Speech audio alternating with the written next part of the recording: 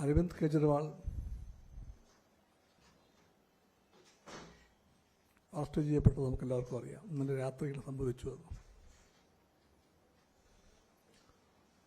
മോദി ഗവൺമെൻറ്റിൻ്റെ പല കാര്യങ്ങളും ഇരുണ്ട കാര്യങ്ങളാണ്. ഇരുട്ടാണ് ഇഷ്ടം ആ ഗവൺമെൻറ്റിന്. അതുകൊണ്ട് രാത്രിയുടെ മറവിലാണ് അത് പലപ്പോഴും പല കാര്യങ്ങളും ചെയ്യുന്നത്. അധികാരത്തിലിരിക്കുന്ന രണ്ടാമത്തെ മുഖ്യമന്ത്രിയാണ്. അടുത്ത കാലത്ത് ഇഡിയുടെ ഒരു എന്താ അതിനെ വിളിക്കേണ്ടത്, ഇഡിയുടെ വിചാരണയെന്നോ ചോദ്യം ചെയ്യലെന്നോ അല്ലെങ്കിൽ ചർച്ചയെന്നോ ഭീഷണിയെന്നോ ഒക്കെ വിളിക്കാം. അല്ലെങ്കിൽ മോദി ഗവൺമെൻറ്റിൻ്റെ രാഷ്ട്രീയ ചട്ടുകമാകാനുള്ള ഇഡിയുടെ നിർബന്ധിതാവസ്ഥയുടെ തുടർഫലമായി എന്നും വേണമെങ്കിൽ പറയാം. ആ പരമ്പരയിൽപ്പെട്ട രണ്ടാമത്തെ മുഖ്യമന്ത്രിയാണ് അരവിന്ദ് കെജ്രിവാൾ. തൊട്ടു മുമ്പ് ഷിബു സോറൻ ഇതുപോലെ അറസ്റ്റ് ചെയ്യപ്പെട്ടു, ജാർഖണ്ഡ് മുഖ്യമന്ത്രി. ഇവിടെയെല്ലാം മോദിയും അദ്ദേഹത്തിൻ്റെ പാർട്ടിയും പറയുന്നത് അഴിമതിക്കെതിരായ യുദ്ധത്തിൻ്റെ ഭാഗമായിട്ടാണ് ഈ നടപടി എന്നാണ്. അഴിമതിയാണ് പ്രശ്നമെങ്കിൽ ഞങ്ങൾ പറയുന്നു, ആദ്യമായി മോദി തന്നെ അറസ്റ്റ് ചെയ്യണം. സ്വയം അദ്ദേഹം അറസ്റ്റ് ചെയ്യപ്പെടണം. ഈ രാജ്യം കണ്ട ഏറ്റവും ആസൂത്രിതമായ അഴിമതിയാണ് ഇലക്ട്രൽ ബോണ്ട് എന്ന കാര്യം ഇപ്പോൾ ഒഴിവാക്കപ്പെട്ടിരിക്കുന്നു. ഇലക്ട്രൽ ബോണ്ട് BJP ആവിഷ്കരിച്ച, RSS ആവിഷ്കരിച്ച, മോദി സർക്കാർ നടപ്പിലാക്കിയ സംഘടിത ആസൂത്രിത അഴിമതിയാണ്. എത്ര കോടി കൈമാറ്റം ചെയ്യപ്പെട്ടുവെന്ന് നമുക്കാർക്കും കൃത്യമായി പറയാനാകില്ലെങ്കിൽ പോലും അതൊരു പ്ലാൻഡായ കറപ്ഷനായിരുന്നു. ഞങ്ങളതിനെ സ്വതന്ത്ര ഇന്ത്യ കണ്ട ഏറ്റവും വലിയ അഴിമതി എന്ന് വിളിക്കും. കാരണം ഗവൺമെൻറ് ഇത്രയും ഇൻവോൾവായ അഴിമതി ഉണ്ടായിട്ടേയില്ല. ആ അഴിമതിയുടെ സ്പോൺസർ, തിരക്കഥാ രചയിതാവ്, അഭിനേതാവ്, സംവിധായകൻ എല്ലാം ഗവൺമെൻറ്റായിരുന്നു. അതുകൊണ്ട് ഞങ്ങളതിനെ മഹാത്മാഗാന്ധിയുടെ വാക്ക് കടം വാങ്ങി വിളിക്കുന്നത് അഴിമതിയുടെ ക്രൗൺ പ്രിൻസ് എന്നാണ്.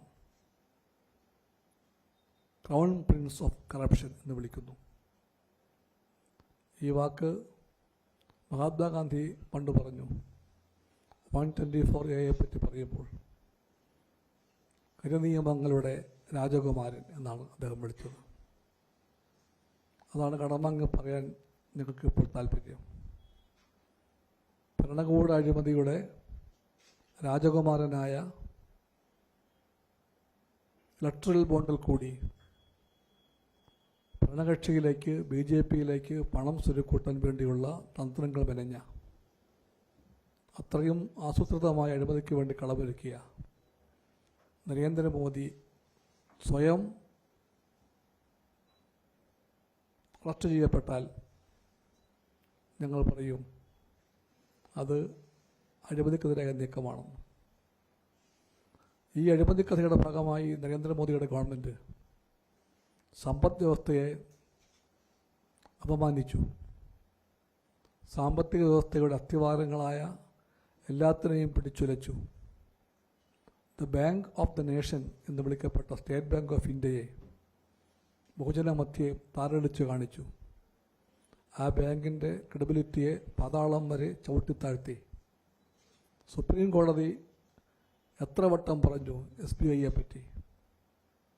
അതിൻ്റെ മുമ്പിൽ, സുപ്രീം കോടതിക്ക് മുമ്പിൽ SBI എത്ര തവണ അപമാനിതമായി തലകുനിച്ച് പിടിച്ചുകൊണ്ട് നിൽക്കേണ്ടി വന്നു എന്ന് പറഞ്ഞാൽ, ഇന്ത്യൻ ബാങ്കിങ് സിസ്റ്റത്തെ, ഇന്ത്യയിലെ ബാങ്കുകളെ മുഴുവനും ഇതുപോലെ അവഹേളിച്ചുകൊണ്ട്, അപമാനിച്ചുകൊണ്ട് അതിൻ്റെ വിശ്വാസ്യതയെ തകർത്തെറിഞ്ഞുകൊണ്ട് ഇത്രയും വലിയ അഴിമതി നടത്തിയത് മോദി ഗവൺമെൻറ്റാണെന്ന കാര്യം നാം മറക്കാൻ പാടില്ല.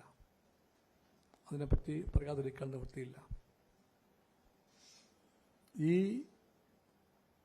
പരമ്പര നമ്മോട് വ്യക്തമാക്കുന്നത് മോദി ഗവൺമെൻറ്റിൻ്റെയും BJPയുടെയും പരാജയപ്പെടുത്തിയാണ്. മൂന്നാം ഊഴം എന്ന് ആവർത്തിച്ച് പറയുമ്പോൾ നരേന്ദ്രമോദിക്ക് ഉള്ളിൽ ഒരു കിടുകിടുപ്പുണ്ട്, ചങ്കിടിക്കുന്നുണ്ട്.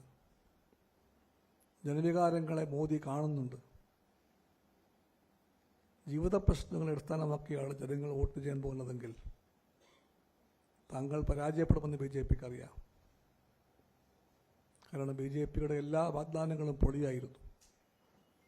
എല്ലാ ഗ്യാരണ്ടികളും വഞ്ചനാപരമായിരുന്നു.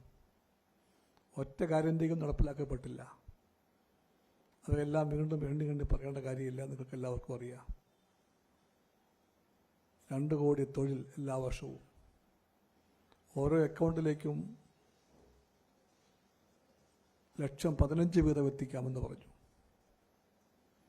വേറൊരു പൊളിയായിരുന്നു. എല്ലാ വീട്ടിലും ടാപ്പ് വാട്ടർ, പൈപ്പ് വെള്ളം എത്തിക്കാമെന്ന് പറഞ്ഞു. നുണയായിരുന്നു.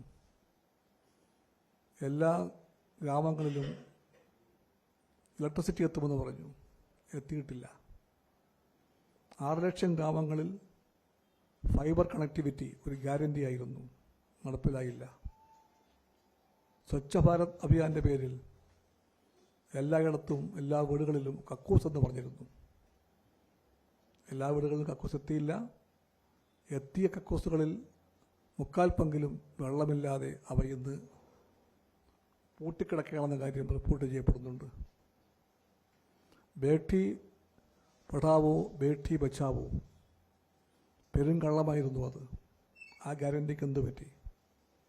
ആ പദ്ധതിക്ക് വേണ്ടി മാറ്റിവെച്ച് ആകെ നീക്കിയിരിപ്പിൻ്റെ പകുതിക്ക് മേൽ സംഖ്യ പ്രൊപ്പഗാൻഡയ്ക്ക് വേണ്ടി മാത്രം ചെലവഴിച്ചു മോദി ഗവൺമെൻറ്, പരസ്യം കൊടുക്കാൻ വേണ്ടി മാത്രം.